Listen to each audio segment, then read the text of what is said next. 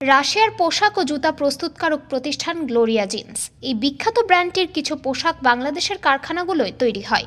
সম্প্রতি এই প্রতিষ্ঠানটি নিজেদের মূল উৎপাদন কেন্দ্র বাংলাদেশে স্থানান্তর করতে আগ্রহ প্রকাশ করেছে। বাংলাদেশ, ভিয়েতনাম ও উজবেকিস্তানের মতো স্বল্প মজুরিতে পোশাক উৎপাদনের সুযোগ রয়েছে এমন দেশগুলোতে প্রতিষ্ঠানটি তাদের মূল উৎপাদনের কিছু অংশ স্থানান্তরের পরিকল্পনা করছে। এ দেশগুলোতে পর্যাপ্ত পরিমাণে তুলা উৎপাদন হওয়ায় কাঁচামালের যোগান নিশ্চিত করা যায়। উন্নত শিল্প অবকাঠামো রয়েছে, এর ফলে মুদ্রা বিনিময় হারজনিত খরচও কম হবে।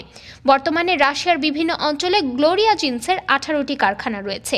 রাশিয়াতে কিছু কারখানা বন্ধ করার সিদ্ধান্ত নিয়েছে গ্লোরিয়া জিন্স।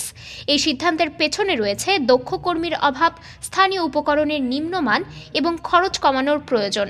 দেশটির রোস্তভ অঞ্চলে গ্লোরিয়া জিন্স এরই মধ্যে একটি সেলাই কারখানা বন্ধ করে দিয়েছে। এই প্রতিষ্ঠানের কর্মীদের অন্যান্য কারখানায় কাজের প্রস্তাব দেওয়া হয়েছে। গ্লোরিয়া জিন্সের দাবি, রাশিয়ায় তাদের কারখানাগুলোর উৎপাদনের হার বাড়াতে না পারায় ক্ষেত্র পরিবর্তন করছেন তারা।